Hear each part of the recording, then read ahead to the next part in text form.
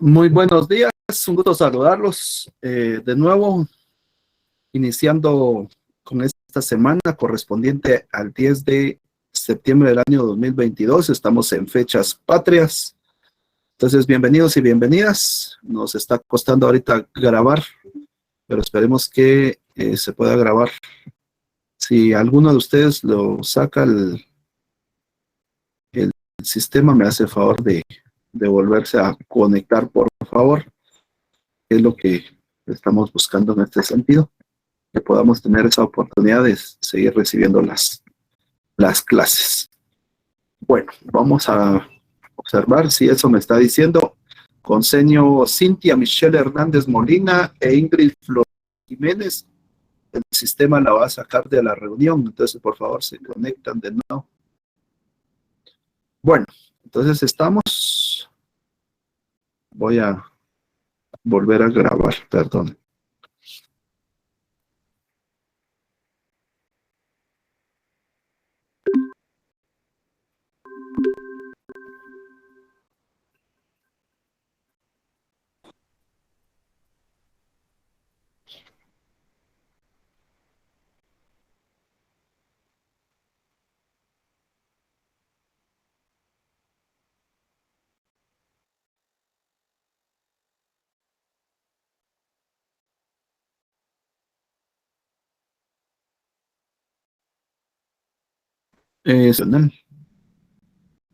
Por favor, eso es lo que nos está pasando. Como está programado no aceptar personas fuera de correo institucional, y entonces no nos permite grabar en esta ocasión. Bueno, ahora sí. Michelle Hernández Molina de la grabación por no estar dentro de los correos. Bueno, bienvenidos entonces al curso de Poder y Pluralidad Social en Guatemala con código FE 451, correspondiente a la semana número 9, con el tema Poderes Hegemónicos y Sujetos Políticos, Élites y Grupos Subalternos. Mi nombre es Irving Leonel Orozco y en esta ocasión tengo a bien impartirles la clase y leerles el objetivo de la presente clase, que es analizar el actuar de la hegemonía y los sujetos políticos en nuestro país. Entonces, en el video introductorio, ustedes observaron, sabemos que la hegemonía no es más que esa supremacía de una etnia sobre otra, de un pueblo sobre otro, de una economía sobre otra economía, el poder que se demuestra o el poder que se ejerce sobre otro. Y en ese sentido, sabemos que la hegemonía, desde ese punto de vista, nos damos cuenta que es un sentido más que todo político, cultural, y nos podemos referir a la hegemonía no solo en la clase interna, en la parte interna de nuestro país, sino a nivel internacional. Entonces nos damos cuenta que hay cuerpos hegemónicos reconocidos en la vida jurídica que determinan inclusive las políticas de Estado de los estados. Por ejemplo, la ONU, la Organización de Naciones Unidas. Hay naciones reconocidas por ellos, dentro de ellos está Guatemala, pero son estados que manifiestan su relación de dominio o de supremacía. Caso de lo que vemos nosotros en cuestiones de China, países imperialistas como China, como Estados Unidos, como la Comunidad Económica Europea, que tienen el poder económico, tienen el poder político, que de una u otra manera están peleando esos espacios, no solo territoriales, hablando geográficamente, sino esos canales de comercialización. Inclusive han entrado en polémica en el uso de algunas aplicaciones. Si hablamos de tecnología, nos damos cuenta también que hay una relación de dominio. Vean ustedes el caso de China, que no permite a través de los que tienen teléfonos inteligentes, como por ejemplo los teléfonos Huawei, que si ustedes se dieron cuenta, tienen su propio buscador.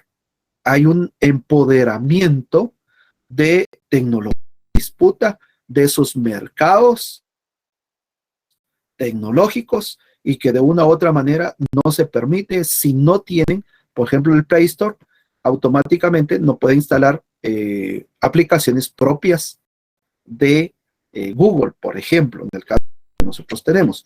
En el caso de otros teléfonos, tienen otro sentido de poderse imponer, mantener su supremacía en cuestión tecnológica. Entonces, no olvidemos que también nosotros podemos ser parte de esa hegemonía, puede ser cultural, política, económica o deportiva, y no lo veamos solo a nivel interno, veámoslo a nivel internacional. ¿Cómo están nuestras relaciones hegemónicas o de dominación? Esos vínculos que al final manifiestan discriminación, manifiestan desigualdad, esas desigualdades por el ejercer el poder o la autoridad ante otros estados, ¿ya? Ante otros estados. Y ahí vendría a la parte de relaciones internacionales, como estamos nosotros como Guatemala. Si ustedes se dieron cuenta, hace unos meses, el presidente de la República manifestó que Guatemala no era un estado donde un país como Estados Unidos podía hacer lo que quisiera. Manifestó de que somos un estado soberano, un estado independiente, que tenemos nuestras propias decisiones. En el caso de él, se recuerdan que él lo manifestó, inclusive empezó un tipo de problema a nivel internacional entre las cancillerías, empezaron entre las embajadas, esa parte de aspereza. Hubo un tiempo también en el caso del presidente Jimmy Morales, cuando el gobierno de los Estados Unidos regaló unos vehículos, los G8. ¿Qué fue lo que hizo el gobierno guatemalteco? Les dio a entender que les iba a devolver sus vehículos. Y pasaron esos vehículos frente a la embajada de Estados Unidos, que inclusive a la hora de pasar esos vehículos, se vio como un ataque al gobierno estadounidense. Y ahí empezó primero una situación a nivel diplomático, y esa diferencia, ¿por qué? Por manifestar que somos países independientes, que está bien que nos hayan donado, pero que no son ellos los que nos tienen que decir qué tenemos que hacer.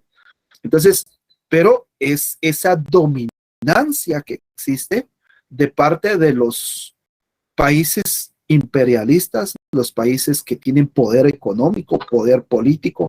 Vean ustedes, Guatemala está manchado de tantos espacios donde y han derrocado gobiernos nacionalistas, como el caso de la revolución de 1944 a 1954, donde se les tildó que eran de la izquierda, que eran subversivos, que eran comunistas. Y cuando analizamos la historia en Guatemala, nos damos cuenta que no era un comunismo, era una política nacional donde se le tenía que dar la oportunidad a los mismos guatemaltecos de un desarrollo económico, social, sostenible, pero como la gente no tenía la capacidad de manejar los recursos por falta de formación, educación, y aparte nos dimos cuenta que hubo un interés internacional.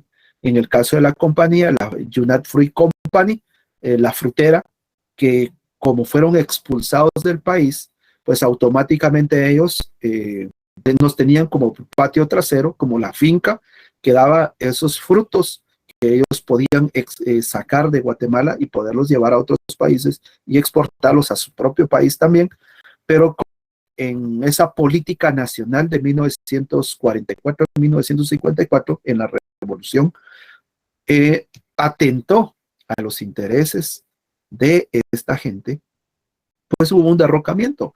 Entonces, ahí venimos a observar nosotros esas relaciones hegemónicas que se han dado en Guatemala. Si no vean, Guatemala influenciada también en 36 años de guerra entre dos corrientes. En una corriente que venía de la parte socialista, nosotros conocemos como una economía liberal, en el caso del sistema económico o productivo capitalista. Entonces, esas dos corrientes hegemónicamente impusieron de cierta manera su poder y se encargaron de alienar, alimentar ideologías en los guatemaltecos, y vino una guerra que, si vamos a los orígenes, también se hizo por la desigualdad que existía en Guatemala, por la desigualdad de oportunidades, de empleo, de los estados de pobreza que siempre han estado en Guatemala y van a seguir esos estados de pobreza.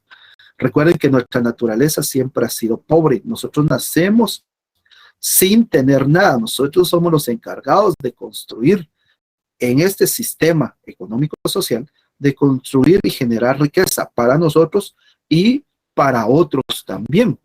En el dado caso, si usted tiene una visión empresarial. En ese sentido, entonces, vemos que las relaciones hegemónicas o de dominación son vinculantes siempre a las desigualdades. Esos 36 años de guerra que trajo a Guatemala, trajo destrucción, familias desintegradas, trajo delincuencia. Ahí se vieron los primeros pasos de secuestros. Secuestraban a los empresarios para que pagaran cierto rescate, y ese rescate seguía para poder seguir manteniéndose también, porque también solo de la ideología no iban a poder vivir. No justifica tampoco que se hiciera ese tipo de situaciones. Pero si nosotros nos damos cuenta, las relaciones hegemónicas van a beneficiar al grupo de poder, ¿ya? Van a beneficiar siempre a los dominantes, van a someter mi autonomía o su autonomía para beneficiar a otros. Las tomas de decisiones que se puedan estar haciendo es para beneficiar al grupo de poder, a los intereses del grupo de poder, en conveniencia al grupo de poder. En el caso de Guatemala, nosotros conocemos las siglas que significan CACIF. Vean ustedes en las manifestaciones que se hacen cuando es el Día del Trabajo o estamos en contra de alguna situación que se está dando en nuestro contexto, y luego dicen, estamos sujetos a esa hegemonía que el poder económico y social que manda en Guatemala da las directrices de las políticas públicas, de lo que los gobernantes tienen que hacer con el pueblo. Entonces, hay hegemonía a nivel de nuestra casa, si lo queremos ver, papá y mamá en dominancia hacia los hijos. Aunque ese ejemplo que estamos dando es para que nosotros comprendamos el concepto, pero la hegemonía siempre va a ser de represión, siempre va a haber represión. Caso, por ejemplo, el caso Cuba, hay un embargo de parte de los Estados Unidos, hay un bloqueo económico. O sea, Cuba puede hacer comercio con cualquier país amigo, pero de parte de los Estados Unidos hay un bloqueo. Y por supuesto, Estados Unidos con sus aliados también, como han firmado tratados, convenios, que al final imponen sus propias políticas. Y nos damos cuenta que Cuba como país ha tenido ese bloqueo económico porque es un embargo que se le hizo al pueblo cubano, porque habían también empresas dentro de Cuba y que eran saqueadas, eran robadas por los mismos cubanos, y luego vino la revolución y fueron expulsadas estas empresas norteamericanas. Y entonces hay una lucha también ahí de poder, y a pesar de ese bloqueo económico, el pueblo cubano todavía ha podido surgir de esa dominancia, todavía sobrevive a esa dominancia por mantener algunas buenas relaciones internacionales con otros países. Entonces ahí estaríamos hablando de una hegemonía mundial. Vean ustedes el caso de Rusia, el caso de Ucrania, en un momento dado a sus aliados, en el caso de Ucrania, era parte de la OTAN, empezó a pedir apoyo para poder tener esa oportunidad de defenderse, de defender su soberanía, y en los países como Estados Unidos usó otros mecanismos para tener y darles el armamento que ellos necesitaban para defender esa guerra, que todavía sigue. Si ustedes se dan cuenta, el Estados Unidos tiene metidas las manos ahí. Es esa parte de la hegemonía mundial, ¿va? Es esa parte de la danza mundial, pero hay intereses ahí energéticos, o sea, tampoco se invierte en algo que ellos saben que no le van a sacar provecho. Ahí hay intereses en ese sentido. En el caso de China, el caso de Rusia, que han crecido no solo en la parte económica, sino en la parte tecnológica y en otras áreas, pues también quieren mantener su hegemonía mundial. Y entonces ellos, hasta dando a indicarles a otros países imperialistas que hacen determinadas situaciones, ellos van a actuar de la manera que a ellos les corresponde. Entonces vemos que nosotros estamos dominados inclusive a nivel cultural, que utilizamos términos como interculturalidad, que debemos de conocer otras culturas, que debemos entender el actuar de otras sociedades, pero muchas veces el actuar de esas sociedades nos vuelven a nosotros alienantes.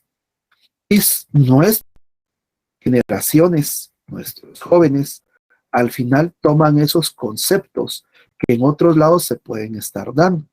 Y entonces en ese sentido nos damos cuenta que hay una forma en que nos transmiten culturalmente algo.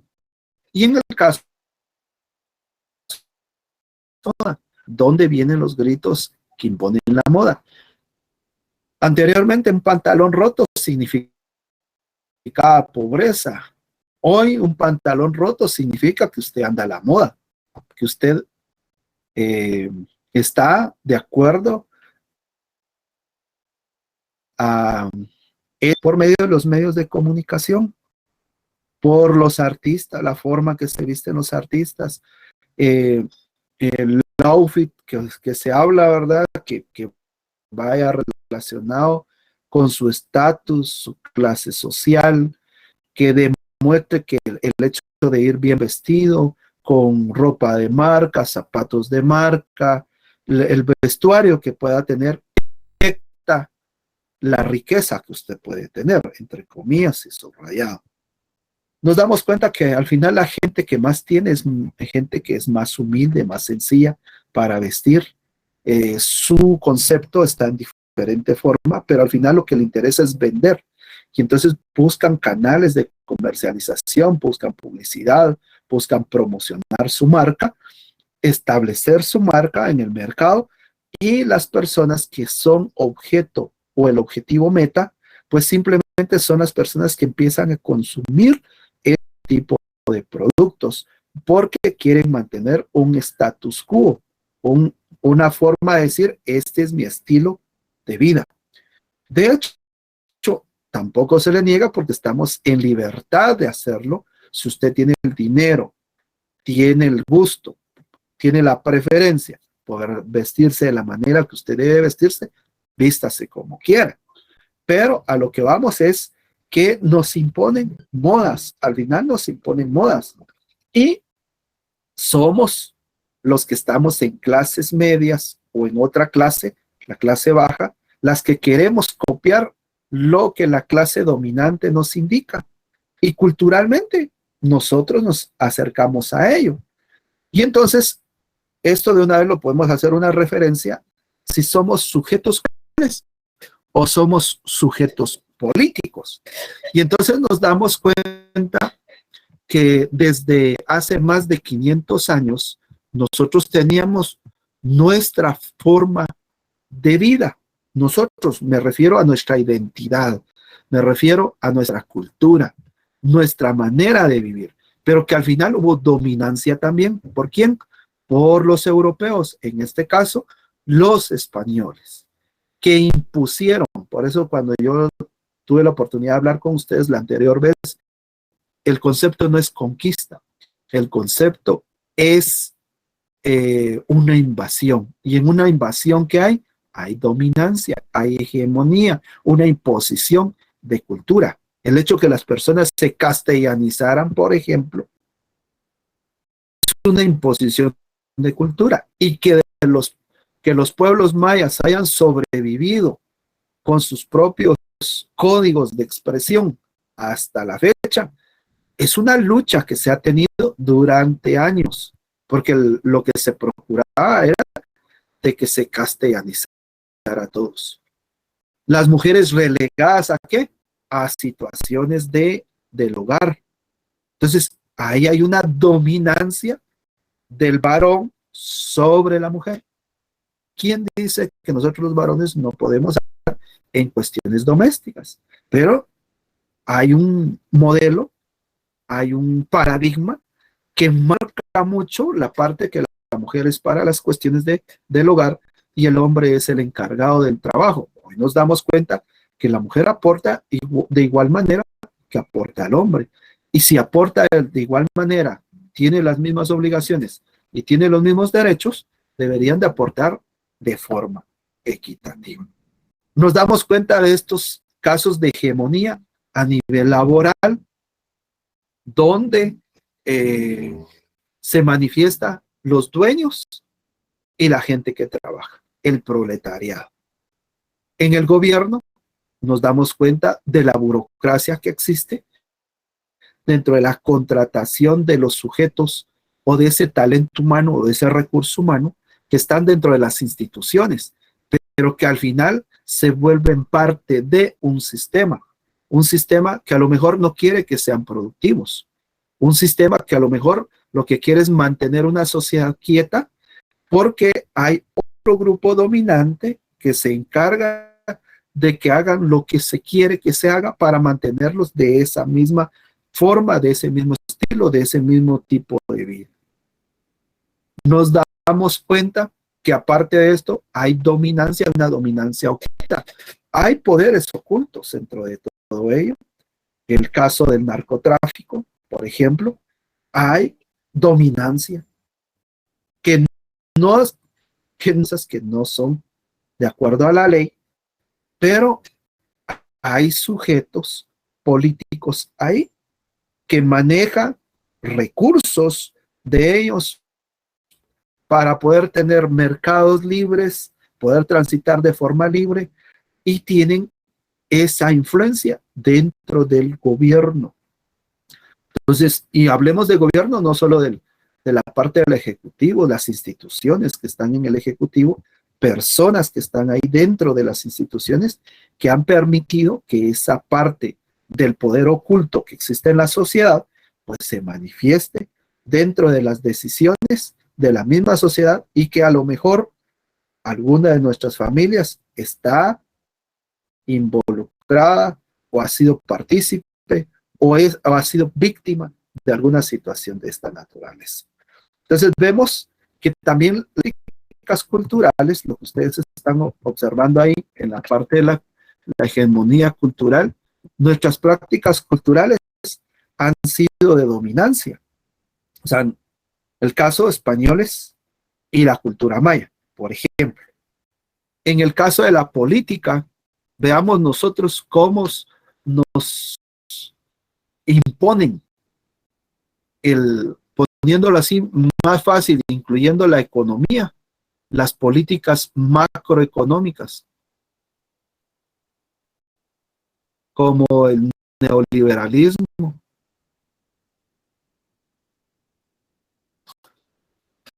que al final son imposiciones, pero rigen la economía nacional, ¿ya? Entonces, nosotros nos vemos afectados por políticas internacionales, nos vemos afectados como una sociedad o una clase social donde nos dominan. Y de ahí entonces vendría que nosotros respondemos a esas políticas, porque entonces nos quedamos fuera. Y han de recordar ustedes a lo mejor en algún curso de economía el término de globalización.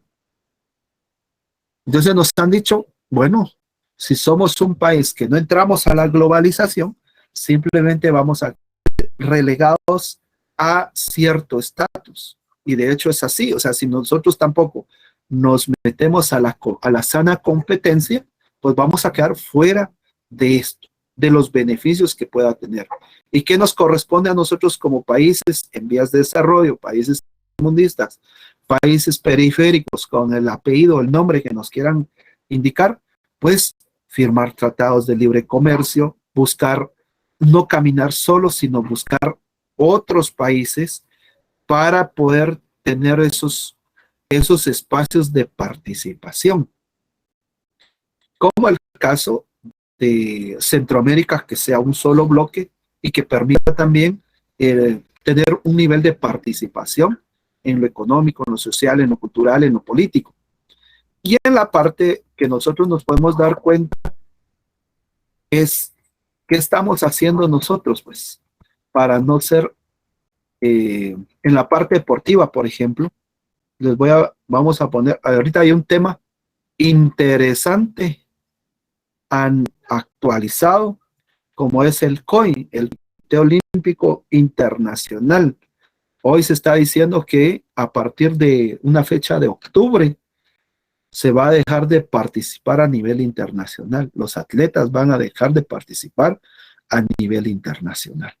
¿Qué tiene que ver aquí? Tiene que ver el Comité Olímpico Guatemalteco, tiene que ver las federaciones y la Confederación Deportiva Autónoma de Guatemala, la CDAG, tiene que ver la parte de las inversiones que se han hecho, los presupuestos que se han hecho a nivel del deporte federado en Guatemala. Veamos cómo estamos nosotros en el ranking a nivel internacional en los deportes que tenemos. Guatemala se ha caracterizado por ser futbolista, ¿verdad? Pero hay otros deportes que han dado glorias a Guatemala y para eso está el Comité Olímpico Guatemalteco, que ha buscado los sujetos, que ha buscado los patrocinadores y de acuerdo a lo que el presupuesto nacional da, pues también se apoya económicamente y se apoya con otros recursos a estos atletas de alto rendimiento. Entonces nos damos cuenta que han tenido un nivel de participación, pero por lo regular, deportivamente hablando, hay otros países de poder. En cuestión de boxeo, por ejemplo, un país de poder es Cuba. En cuestión de atletismo, un país de poder está Estados Unidos, Gran Bretaña. En cuestión de la gimnasia, por ejemplo, por lo regular está en Asia, está en Europa, en ese tipo de deportes. Y de cierta manera imponen récords, imponen récord olímpico, récords mundiales y mantienen el estatus, el nivel. Pero si vamos al análisis de todo ello también,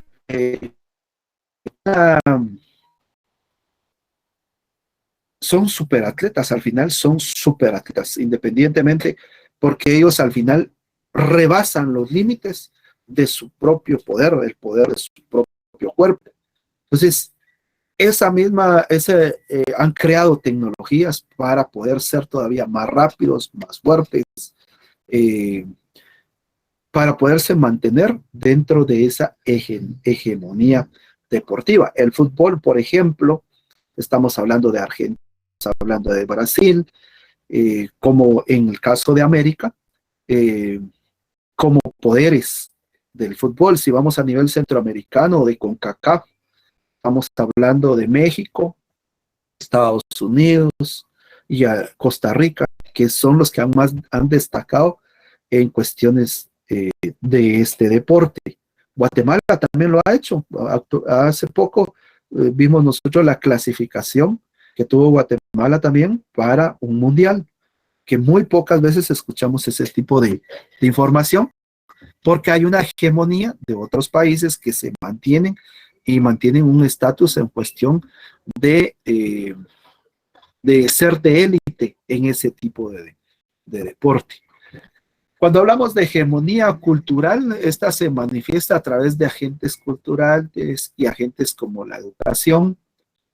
Ustedes en el video introductorio, la docente mencionaba ahí la escogencia que tenemos de buscar una de las mejores universidades, el mejor colegio, la mejor institución educativa, donde hay ranking también. Vean ustedes el ranking de las universidades, donde se encuentra la mejor universidad de Guatemala. ¿Cuál es el ranking de las universidades privadas en Guatemala? También empezamos a averiguar por qué o de qué manera está el ranking y van a aparecer que tiene que ver con la docencia, que no solo deben de ser licenciados, tienen que tener maestrías, tienen que tener doctorados, tiene que ver con los sujetos que dan las clases, tiene que ver también en la forma que se gradúa la gente, si es a través de tesis, tesinas, qué trabajos de investigación hace, y el tiempo que le lleva al estudiante poderse graduar. También dentro de ello entra como un indicador dentro del ranking. Ya los procesos de formación, los pensum de estudios, el proceso de participación ya a nivel social y económico, si ya es parte del PEA, de la población económicamente activa. Entonces se evalúa toda esa parte y aparte, en el caso de educación nos damos cuenta que cualquiera de nosotros quisiera estar estudiando en universidades de primer nivel, se les llama. Y algunos guatemaltecos han tenido la oportunidad de estudiar en Harvard, en MIT, en Oxford, en universidades de renombre, guatemaltecos que se han ido a universidades de Taiwán, donde han ido a especializarse sobre diferentes áreas del conocimiento humano.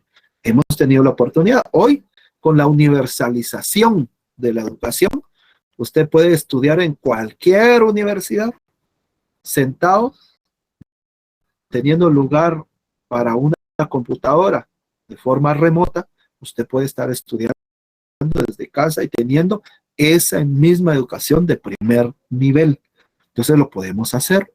En cuestión de la religión, hay una hegemonía cultural. Se habla de la religión cristiana en el occidente, la religión cristiana, pero si vamos a parte del Medio Oriente, el cristianismo no es bien visto. El que es cristiano es sinónimo de muerte. Entonces hay una hegemonía cultural, en este caso, una imposición de la religión. Entonces, alguien que predique Cristo, alguien que predique su fe cristiana católica, fe cristiana evangélica, adventista o la que pueda estar profesando, en esos niveles, en esos lugares, no son permitidos y son asesinados. A nivel de arte, pues también hay una imposición.